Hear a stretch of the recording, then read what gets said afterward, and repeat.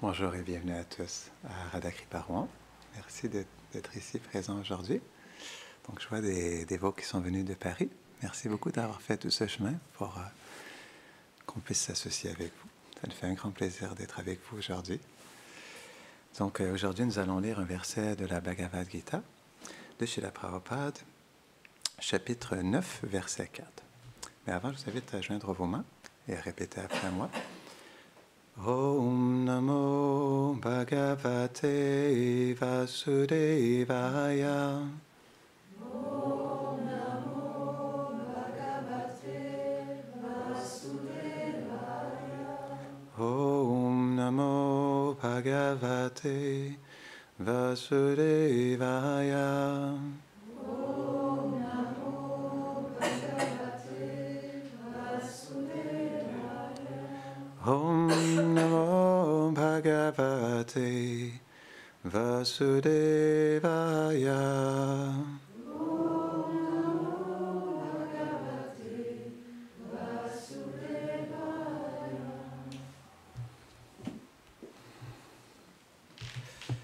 Ça fait quelques jours que je médite sur ce verset. Donc, oh. Confirmation. OK. Très intéressant. Maya tatam idam sarvam jagata vyaktamurtina matsthani sarvabhutani nachaham te savastitaha. Traduction.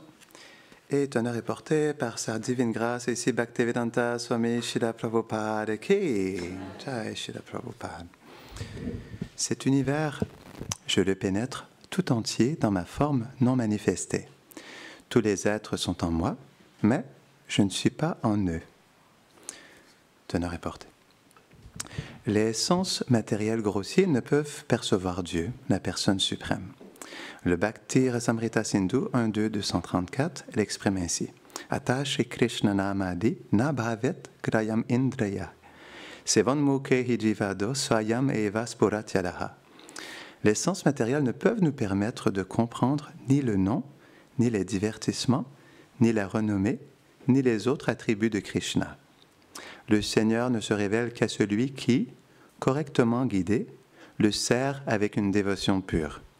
Dans la Brahma Samhita 5.38, il est écrit « Premanjana churita bhakti vilochanena santa sadaiva hridayeshu vilokayanti » Celui qui a développé un sentiment d'amour transcendantal peut à chaque instant voir Dieu, la personne suprême, Govinda, tant à l'intérieur qu'à l'extérieur de lui-même.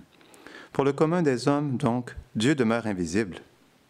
Comme l'indique dans notre verset les mots avyaktamurtina, il reste, malgré son omniprésence, inaccessible au sens matériel. Mais bien que nous ne puissions le voir, il n'en demeure pas moins vrai que tout repose en lui. Nous avons vu en effet dans le 7e chapitre que l'entière manifestation cosmique n'est que la combinaison de ces deux énergies supérieures, spirituelles et inférieures, matérielles. L'énergie de Dieu embrasse la création entière, à la manière du soleil qui illumine l'ensemble de l'univers. Tout repose sur cette énergie. Il ne faut pas en conclure pour autant qu'en se diffusant ainsi dans l'entière création, le Seigneur perd son individualité, son existence propre. Pour réfuter un tel argument, Krishna dit lui-même « Bien que je sois partout, que tout soit en moi, je demeure au-delà de tout. » Prenons l'exemple du souverain d'un État. Le gouvernement qu'il dirige n'est en fait que la manifestation de sa puissance. Ses divers ministères représentent ses différentes énergies et tous relèvent de son pouvoir. Mais on ne peut évidemment pas s'attendre à ce que le roi soit présent en personne dans chacun de ses ministères.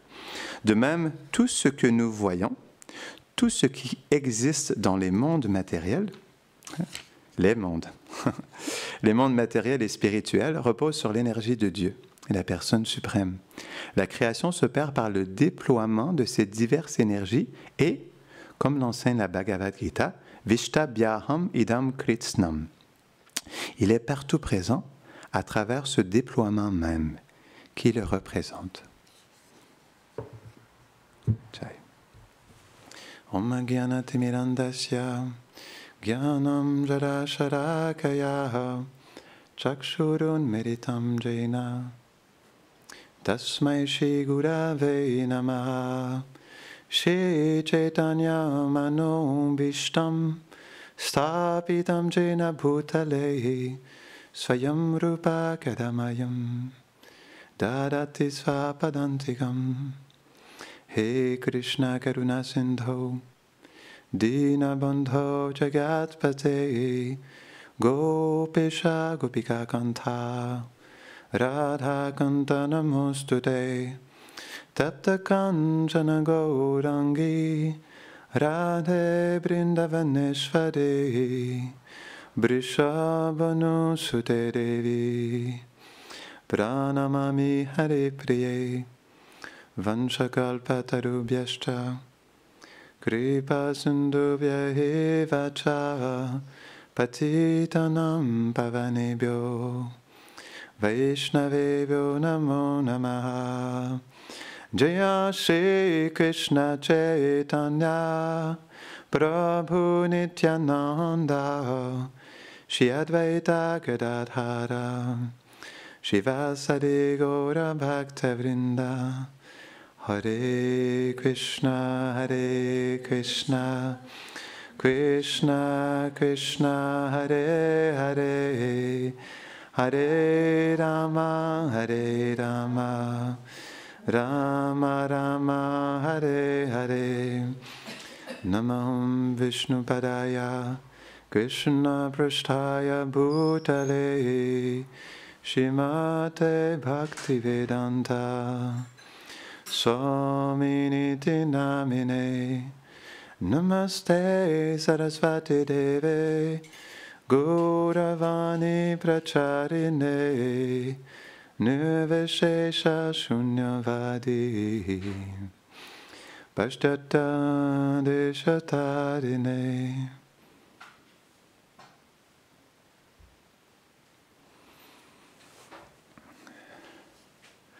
Donc, une demoiselle est de Bretagne aussi, non? Venue de la Bretagne, merci d'avoir fait tout ce chemin. Plaisir de te revoir à nouveau. Bonjour. Donc, c'est un verset très intéressant. Tout d'abord, on doit comprendre que la Bhagavad Gita, ce n'est pas n'importe quel livre. C'est le texte fondateur de toute la sagesse de l'Inde. Donc, c'est pourquoi on ne peut pas passer à côté de la Bhagavad Gita. Tous les grands sages de l'Inde acceptent la Bhagavad Gita comme le texte fondateur pour comprendre la vérité absolue. Mais parfois, certaines personnes qui, malheureusement, dû à un certain ego, laissent la Bhagavad Gita de côté et énoncent leurs propres conclusions ou donnent leur propre interprétation de la Bhagavad Gita. Donc là, on a parlé comment Krishna, tout émane de lui, tout est en lui, mais il n'est pas en tout non plus. Dans le sens où, à la fois, il est présent partout, mais il reste un individu. Je pourrais trouver une dizaine de versets en 5 minutes pour nous montrer comment Krishna lui-même, dans la Bhagavad Gita, il explique qu'il est une personne. Dans le même chapitre, verset 11, il exprime que quand je descends dans ma forme transcendantale, dans cette forme personnelle, les gens me dérident comme un être humain ordinaire.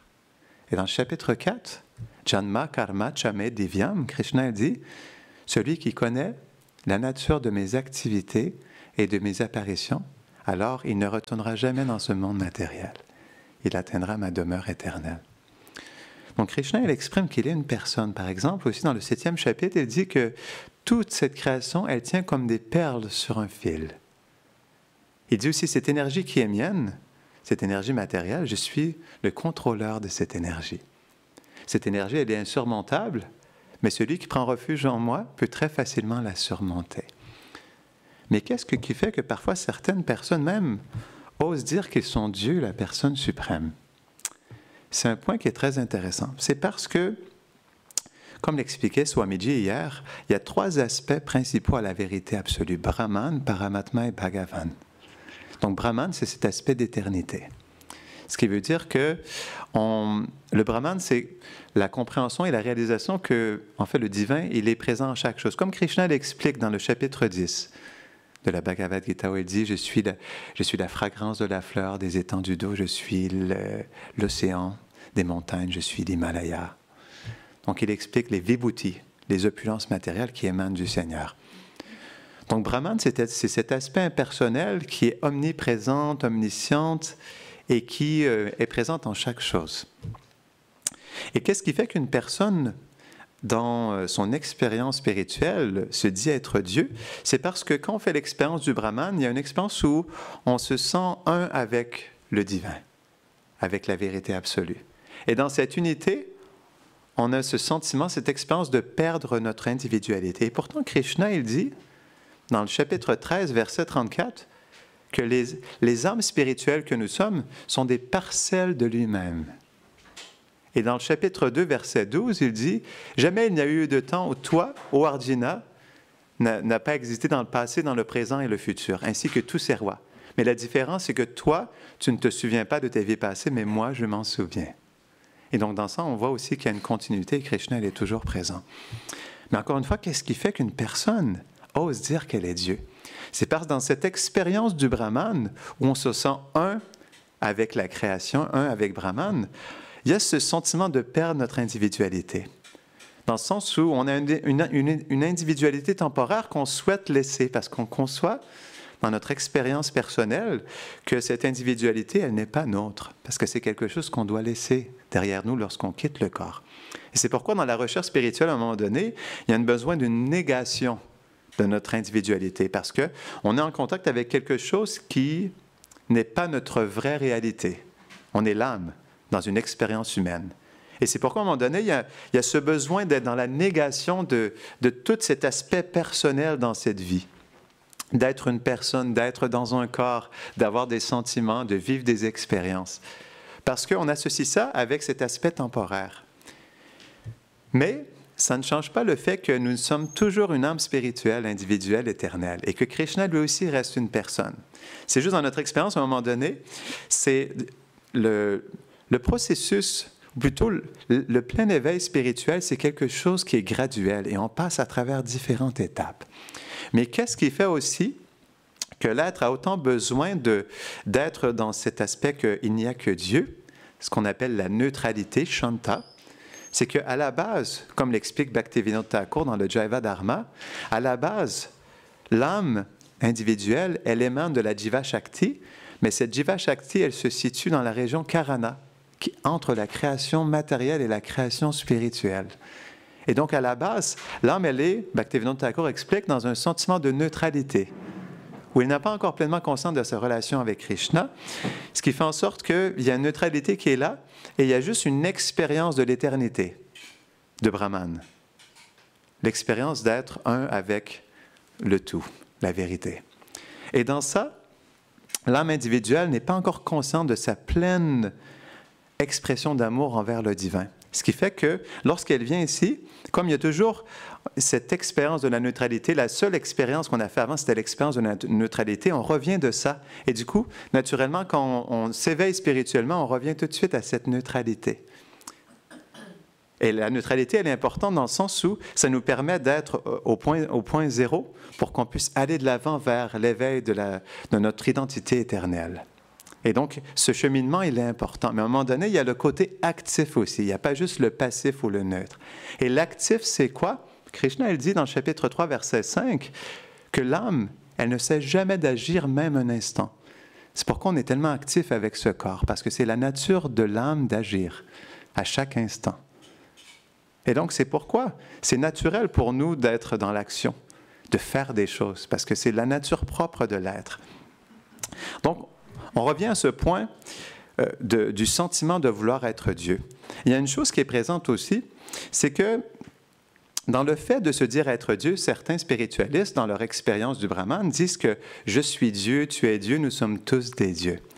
Mais pourquoi il y a un besoin dans ça de vouloir être Dieu? C'est parce que si je suis Dieu, je peux complètement me déresponsabiliser de mes réactions karmiques, du fait d'avoir un libre arbitre et d'avoir posé des choix dans ma vie qui m'ont poussé à être placé dans l'illusion. En fait, il y a comme on veut se déresponsabiliser du fait d'avoir été placé dans l'illusion matérielle. Et on met ça sur Dieu. Donc, je suis Dieu, nous sommes tous Dieu, alors je ne suis plus responsable de cette, personnellement en tant qu'âme individuelle, on perd cette responsabilité. Il y a comme un besoin, c'est comme dans ça, je peux oublier que je suis responsable de ce qui m'arrive en ce moment.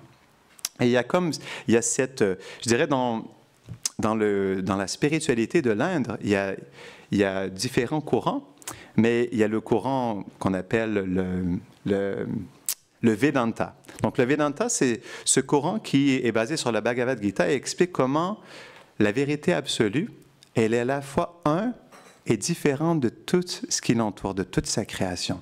Comme, par exemple, l'explique Madhvacharya. Si vous regardez une photo de Madhvacharya, une image, il est comme ça. Pour montrer qu'il y a à la fois le divin, Krishna, il est présent, mais à la fois il est différent de toute sa création. Et comment on peut comprendre ça? C'est à travers les énergies du divin. Parce que dans ceux qui sont dans l'expérience du Brahman, ils expriment que ce n'est pas possible de diviser Brahman, que Brahman, il est un, il est omniprésent, omniscient, on peut pas, il n'est pas divisible, parce que si on divise Brahman, il perdrait en lui-même. Et donc c'est vrai, parce que Shukadev Goswami, il explique dans le Srimad Bhagavatam, chapitre, le premier chant, deuxième chapitre, verset, si je me rappelle bien, verset 12. Donc Shukadev Goswami, il explique que la vérité absolue, elle contient trois aspects. Brahman, Paramatma et Bhagavan. Mais ce sont trois aspects non duels qui ne peuvent pas être séparés les unes des autres. À la fois, le divin, il est pleinement Brahman, Paramatma et Bhagavan. Brahman, c'est l'aspect impersonnel qui est présent à chaque chose. Paramatma, c'est l'aspect localisé dans le cœur de tous les êtres, l'âme suprême. Et Bhagavan, c'est l'aspect personnel, le divin qui se manifeste en tant qu'une personne, qui exprime de l'amour, qui a des qualités, qui a une forme et qui a des divertissements avec ses associés éternels. Donc ces trois aspects, ils sont toujours là, mais qu'est-ce qui fait que Brahman peut rester Brahman, dans le sens où il reste toujours plein en lui-même, sans être divisé? C'est à travers les shaktis du Seigneur. C'est comme ça qu'on peut comprendre que même s'il est Brahman, il peut tout manifester à travers ses shaktis, ses énergies.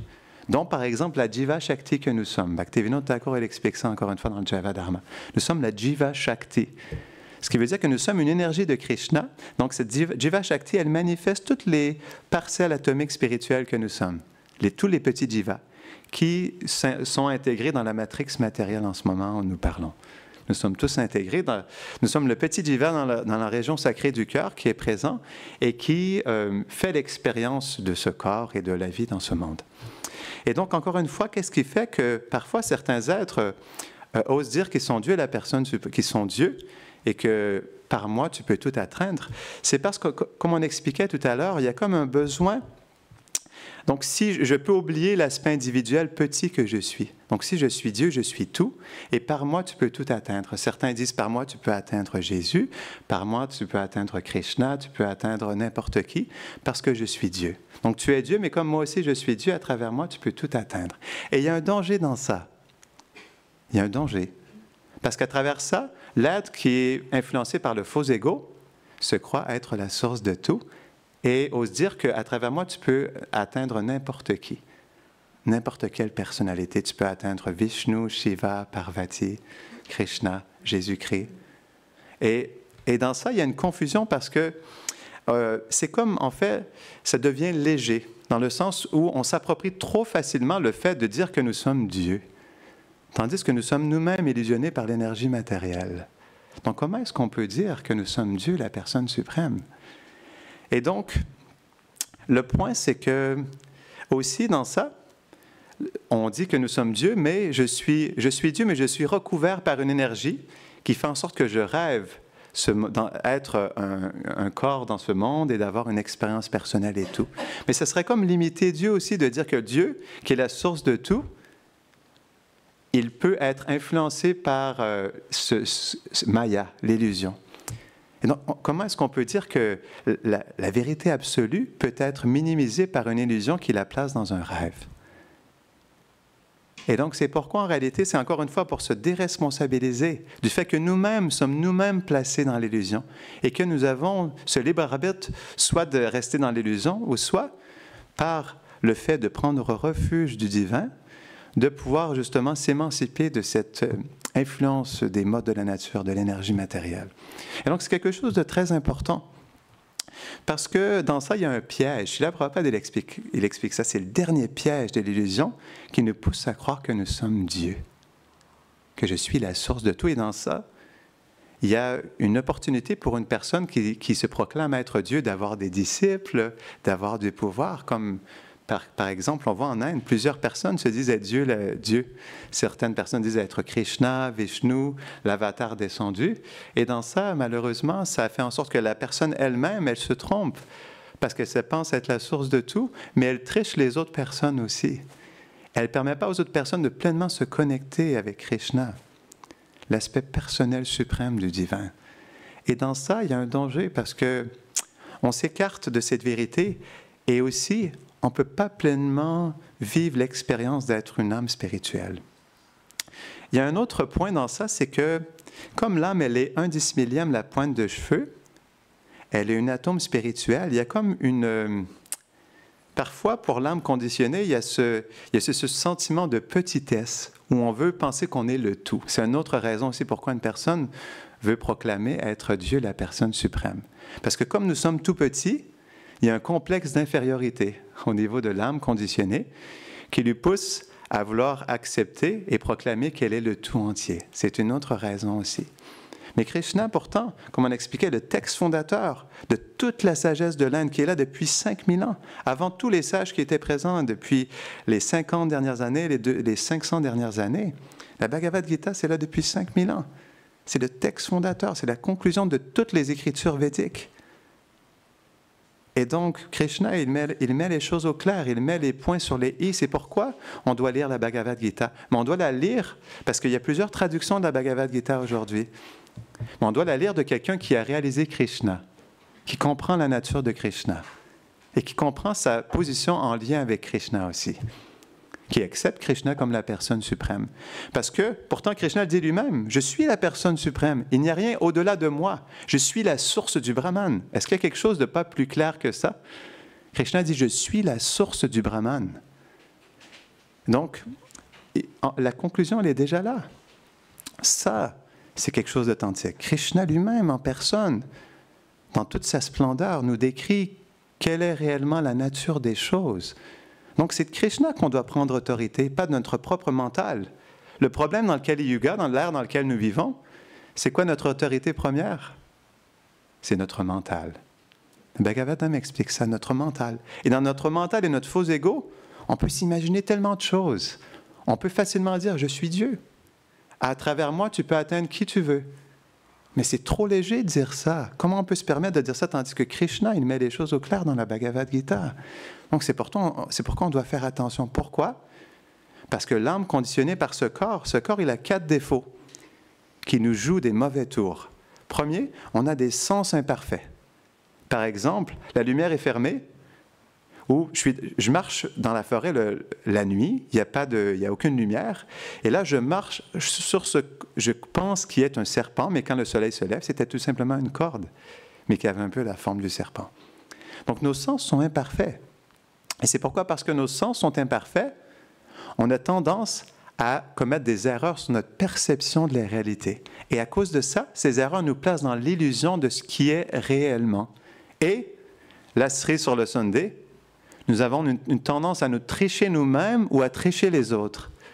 Et à cause de ça, on crée tellement de confusion en nous-mêmes et chez les autres. Et ça, c'est un problème.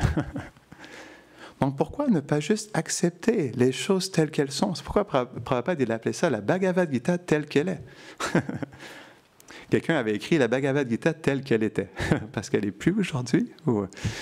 Donc, le point, c'est que c'est comme, par exemple, si on veut devenir un docteur et faire une chirurgie à cœur ouvert, est-ce qu'on va passer au-delà de l'expert en la matière, puis on va essayer sans aucune qualification au préalable, sans avoir étudié de quelqu'un de qualifié?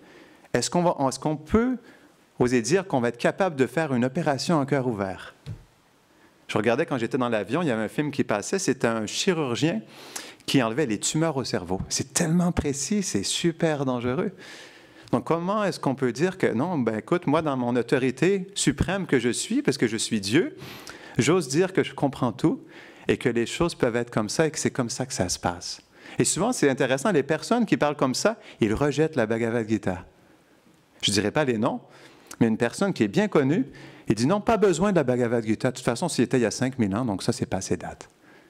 Donc, comment est-ce qu'on peut dire ça? Donc, c'est la même chose que, OK, c'est la même chose que le chirurgien. Si on veut réellement devenir un chirurgien qualifié et faire des opérations en cœur ouvert, on doit prendre refuge d'un docteur qui est qualifié et apprendre de lui. On ne peut pas faire notre propre sauce par nous-mêmes. Et ça crée trop de confusion et c'est un problème. Parce que ça nous coupe de la pleine perfection de l'existence. Et bien sûr, il y a le libre arbitre et Krishna nous permet de vivre toutes ces expériences.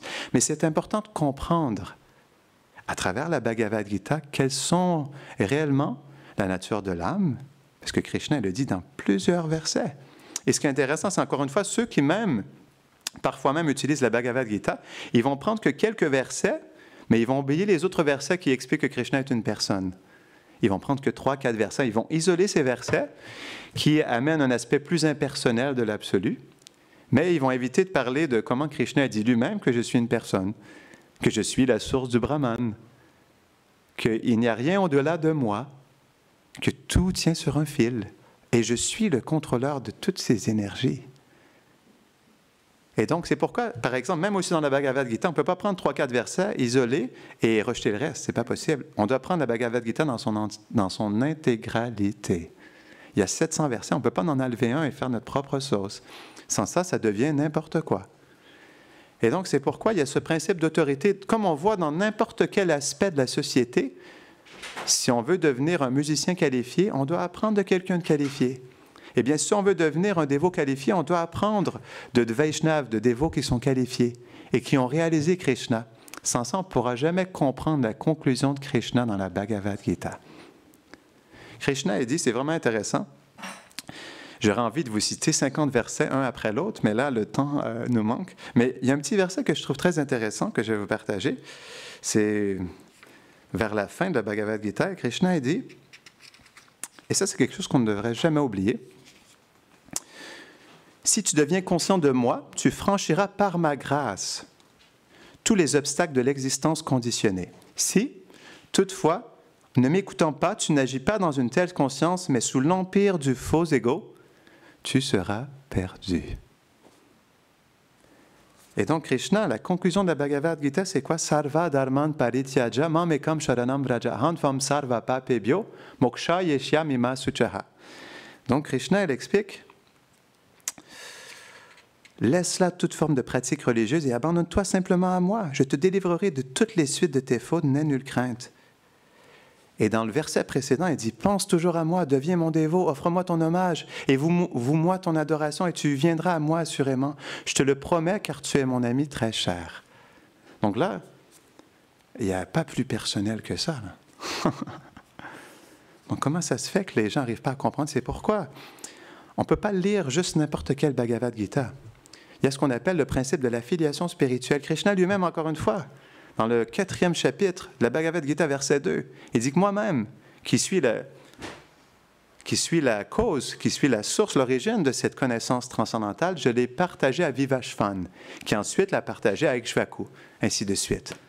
Et donc, il y a ce principe de la filiation spirituelle. Et ce principe, il est important. On le voit dans toutes les traditions spirituelles. Jésus-Christ l'a enseigné à ses 12 apôtres, qui l'ont ensuite enseigné à d'autres personnes, ainsi de suite. Donc, si on veut recevoir la Bhagavad Gita telle qu'elle est, dans son intégralité, on doit se connecter avec une filiation spirituelle authentique, de maître à disciple qualifié. Parce que sans ça, on voit, même ça peut arriver dans certaines traditions, cette connaissance pure telle qu'elle est, elle peut perdre sa pureté parce que des êtres qui manquent de qualification amènent des interprétations qui sont fausses. Et à travers ça, amènent une conclusion faussée des réels enseignements de Krishna dans la Bhagavad Gita. Et égare les êtres et ne permet pas aux êtres de pleinement atteindre Krishna. Parce que Krishna, du début à la fin, il invite Arjuna à retourner à la maison. Going back home, back to Godhead. Retourner à la maison, avec lui. Donc, le point, c'est que dans le monde dans lequel nous vivons, on ne peut pas prendre autorité de notre propre mental et autorité de quelqu'un qui lui-même n'est pas connecté avec cet aspect authentique de la connaissance transcendantale. Parce qu'une personne, Krishna lui-même le fait. Il est la personne suprême. Il nous montre par lui-même, par le fait, lorsque, par exemple, quand il manifeste ses divertissements éternels ici sur Terre, à Boma Vrindavan, qu'est-ce que Krishna fait? Même s'il est la source de toute la connaissance, il prend refuge d'un maître spirituel. Et il reçoit la connaissance d'un maître spirituel pour nous montrer l'exemple, l'importance d'être sous le refuge d'un maître spirituel qualifié. Mais si on veut réellement recevoir dans notre cœur la connaissance de Krishna dans toute sa pureté, dans toute sa beauté et sa douceur, on doit la recevoir d'un maître spirituel qualifié. C'est ce qu'on appelle le principe de la Chit Shakti. C'est une autre énergie du Seigneur. La Chit Shakti, c'est l'énergie de Krishna qui est l'énergie de la connaissance, qui nous permet d'avoir des réalisations sur Krishna. Et donc, pour que cette Chit Shakti se manifeste dans notre cœur, comment Krishna la manifeste? Elle descend à travers une filiation spirituelle authentique. Et c'est comme ça, de maître spirituel qualifié à disciple, on la reçoit de notre maître spirituel qualifié, qu'il a reçu de Srila Prabhupada, par exemple, dans notre tradition Gaudiya Vaishnava connectée avec Srila Prabhupada. Donc, à travers justement la miséricorde de Prabhupada et comment il a réussi à nous révéler par sa pleine réalisation des enseignements de Krishna, parce qu'il connaît Krishna personnellement. Donc, pourquoi Arjuna était qualifié pour recevoir les enseignements de Krishna dans la Bhagavad Gita? C'est parce qu'il connaissait Krishna. C'était son ami. Donc, seulement quelqu'un qui connaît Krishna, qui a une relation avec lui, peut réellement comprendre et enseigner les enseignements de la Bhagavad Gita. Parce que comment est-ce qu'on peut décrire les conclusions de la Gita, mais sans avoir une relation personnelle avec Krishna? Ce n'est pas possible. Parce que lui-même, il dit « Vedaishta sarver aham e vavedya » dans le chapitre 15, verset 15. Il dit que, en fait, de toutes les Védas, c'est moi qu'on doit connaître, découvrir. Je suis le but de tous les Védas. Donc, même dans ça, il dit « je suis la source du Vedanta ». Donc, Krishna, il est la cause, le but, mais en même temps aussi, il est l'origine. Et il est le but parce qu'il est la personne derrière chaque chose qui a manifesté cette connaissance. Donc, il la donne pour qu'on puisse le comprendre en tant qu'une personne. Et c'est pourquoi, si on veut comprendre Krishna en tant qu'une personne suprême, on doit le comprendre de quelqu'un qui a une relation personnelle avec Krishna et qui le voit comme une personne et qui relationne avec lui comme une personne aussi. Donc, on va terminer ici. Grantara Shrimad Bhagavad Gita ki Janitai Gaura Primanande. Allez, Paul.